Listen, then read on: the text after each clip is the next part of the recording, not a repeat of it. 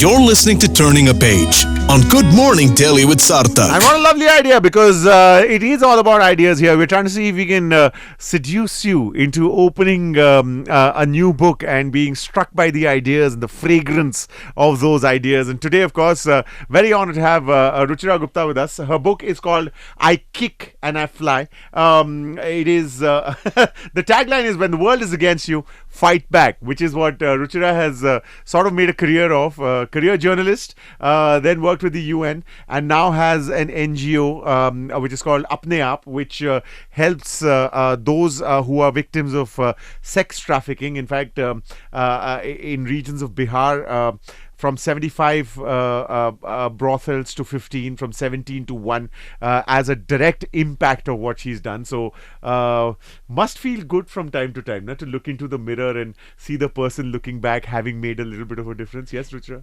Totally. It's just wonderful. You know, when you begin, you don't know whether you're going to succeed, but only time shows that. And so, as a lifelong activist, all I can say is that when you do something, don't think about whether it's big or small, and don't think about what impact it will have. Do it with your full heart and do it as if it matters. Do it as if it matters. That's something that you need to pick up, that indelible marker, and write on your little desk with. That's important. But first and foremost, of course, tell us about the book. I mean, it's actually a fictional account, but it's actually based on real life events. I Kick and I Fly is my debut fiction novel, but because I'm a lifelong activist, I've drawn inspiration from the true life stories that I experienced or was witness to in my NGO Apne Aap. So I saw little girls who were plagued by hunger and homelessness, and even by organized crime, who wanted to kidnap them and sell them into sex trafficking. And, I used to think, I wish I could help them. I started a school and I tried to pull those girls out of the red light area into the school to keep them safe. And of course, the traffickers would try to kidnap them, jump over our school walls, etc. It was a struggle, and I didn't even think that I would ever succeed. But one of the ways that I helped the girls stay on in school was to build their self-confidence. And the self-confidence was through karate and kung fu classes. Wow. And when the first girl won a gold medal in karate, something happened to the girl, to the community, to the school, and even to the village around us in Forbisganj in Bihar. Because suddenly, they all began to feel they were worth something. Sure. Yeah, absolutely. And the courage of the girl was contagious. So when the first girl in my NGO won a gold medal in karate, my heart was really full because I knew what odds she had overcome. Sure. So I wanted to tell the story to the world. I was proud, I was happy, and I was getting onto a plane after giving her a prize. So I began writing this story on a flight, and when the plane landed, I stopped because I had other work to do. Right. And then during the lockdown, I actually completed writing I Kick and I Fly because I thought I've got to share this story with the world. We need stories of hope and triumph, and not just sadness. And this book is about a 14-year-old girl called Hira, who's from a nomadic tribe in a small red light area in Forbisganj in Bihar on the border of Nepal. And she's about to be sold into a cattle fair, into the sex trade. And she's expelled from school because, she kicks the teeth of a class bully who teases her for stealing an egg, which she wants to take home to her hungry mother. And, this eventually is that she's sitting and crying under a tree. A women's rights advocate sees her and enrolls her in a kung fu program. Right. And through the practice of kung fu, Hira discovers the power of her body and learns to fight for it. Wow. And there are lots of things which happen in the book, and I don't want to spoil Of everything. course, yes. But it is that one. I mean, sometimes steeped as we are in our privilege, we forget that there exist other places where one is a very big number, is it not, Ruchira? Absolutely. And, in my own work as a lifelong activist, I have believed that to help girl by girl is as important as changing the system law by law. So the power of one is central to what I do, because I believe if I cannot reach the person who I call the last girl, the most vulnerable of human beings, who is poor, female, from a low caste or a marginalized tribe, and on top of that, a teenager whose choices are taken away even as she's born, then how am I going to bring about the big systemic changes? Because if I don't listen to the last girl, I won't know what to do. So I've always been motivated by the one. Absolutely, and that's the thing. No, we keep forgetting that it's the small brushstrokes that make the painting of life so much more beautiful, and we need to remember that those brushstrokes can be ugly. So that's important. But what's also important is I need to ask you this: that the two things that you've been most deeply involved with, journalism and activism, are right now stained with a brush. So. How does that feel? I mean, have you been called a bleeding heart? Have you also had noses being thumbed at you and literally sticks and stones to the bones? Absolutely. You know, as a lifelong activist, you set yourself up for being attacked because you're like a battering ram, you know, who's going to say that, no, this can be done. And you become an activist because you want to change something which seems unchangeable. It seems inevitable. So I try to take on the issue of prostitution of women, which I see as violence against women and girls. And I was told, nahi, you know, prostitution is as old as the hills. Men will be men. This is a choice. After all, if you're poor and you get some money from this, kya hoga? Karne do. And I would say, no, this is violence against women and we should not accept it as inevitable. And why should we normalize anyone's exploitation? तो ये बड़ा झगड़ा चलता था मेरा और सबके साथ चलता है क्योंकि कई लोग मुझे बोलते थे कि तुम अपना समय बर्बाद कर रही हो. And even people who were high officials in foundations like the Gates Foundation would say कि this can't be done. You can't get a girl into school and she's the daughter of a prostitute. How will you know she will finish school? So my book, I Kick and I Fly, is the answer to that. Please find out how a girl from a red light area finishes school. Because it is based on truth.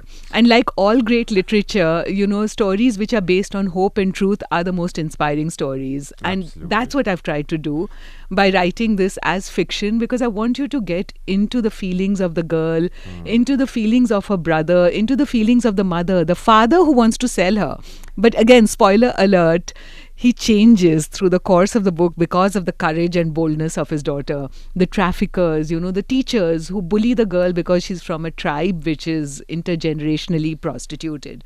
So all this is there in the book, and there is complicated family relationships, there are friendships, there is kidnapping, there is you know, international travel, organized crime, all of it. So it's like an adventure story, but with truth at the core and the center of it. I think it's called Faction, where fact and fiction coalesce into a story that will hopefully give you enough food for thought to chew on, because thought is the first step to action. So maybe you might want to act on this conversation and see if you want to try read I Kick and I Fly. No, I'm not asking you to go run to the nearest store and buy it. I'm just asking you to know, so that if you want to taste the idea, it is there. Ruchira Gupta, I Kick and I Fly. I, of course, want you to go to the nearest store and buy it. Yes. I'm an activist. So first thing is act. If you want to join the movement to create a world in which no child is bought or sold, go to the nearest store and buy I Kick and I Fly. Read it and share it with a young person you know, because it may save a life. You know, kids who are reading it may realize that they are not crazy, the system is crazy. Because what happens to my hero, Hira, she becomes a kung fu champ, she's about to be sold into the sex trade, may be extreme. But every young adult you know is probably suffering from loneliness, unhappiness, shame, fear, guilt, because of bullying, body shaming and sexual abuse. So if we don't know how to talk to a young person about it, my book can, through the story of Hira. So it's very important for adults and young adults alike to buy the book. And if you don't want to go to a bookstore, Amazon is always there. I'm told increasingly that it's getting a little difficult to be in the, and I'm making the air quotes here, activism space. There's a lot of stigma that's being attached. There's also, this has become a bit of a favorite phrase of mine, that today's age, the line between information and knowledge is blurred so much that we forget that information is actually the thread with which we weave the fabric of knowledge. And information is also a bit of a weapon that's being used, right? I'm sure you've been at the receiving end of that. Does it make the shoulders stoop a little sometimes? Does it like, is there a little bit of discomfort from time to time? There are moments, when you feel you want to give up. There are moments when you feel that the insults and the attacks are so much that you get gaslighted. People will say, "Oh, you didn't achieve this. Oh, you didn't actually see this happening."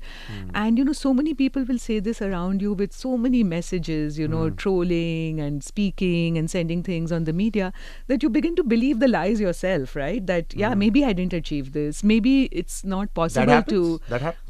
take on the world of sex trafficking or organized crime. Maybe the women really want to be prostituted. Maybe they love being raped by 10 men a night, which is not true.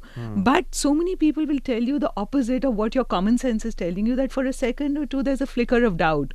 But what I have realized that the closer I stay to reality, if I work at the grassroots and I meet the girls and the women constantly, then all these doubts vanish. But tell me something, Ruchira, there's also the money angle, which is a bit of a double-edged sword, no? I mean, it's used as much as a change agent as it is a maligning agent. So, is money a factor in what you do?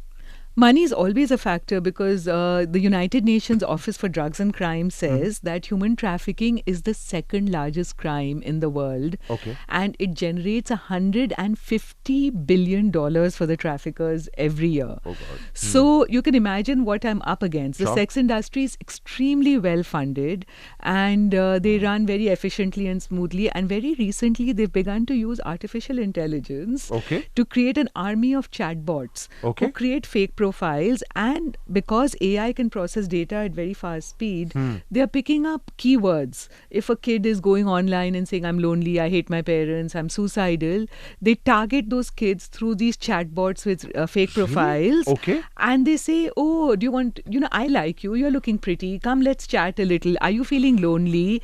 And these chatbots then seduce and recruit the kids into performing sex acts online, taking off a shirt or doing something. They tape it and then slowly either seduce, lure, or trick them into showing up in a real hotel room or whatever. So the nature of trafficking has become so widespread across the world that there are 49 million people trapped in human trafficking situations as I speak. 8 million of them are in India, and the majority of them are women and girls, and recruited between the ages of 9 and 13, which is the other reason why I wrote I Kick and I Fly, because I want to create awareness and knowledge about the subject. And this book is available now in America, in Europe, in Australia, in India, because it's a universal problem, and everyone has to know about it, because knowledge will save our lives. Absolutely. So even if my shoulders stoop, I am a person who temperamentally does not give up. I just invent new ways. If someone attacks me for this, I will do something else, but I will keep doing.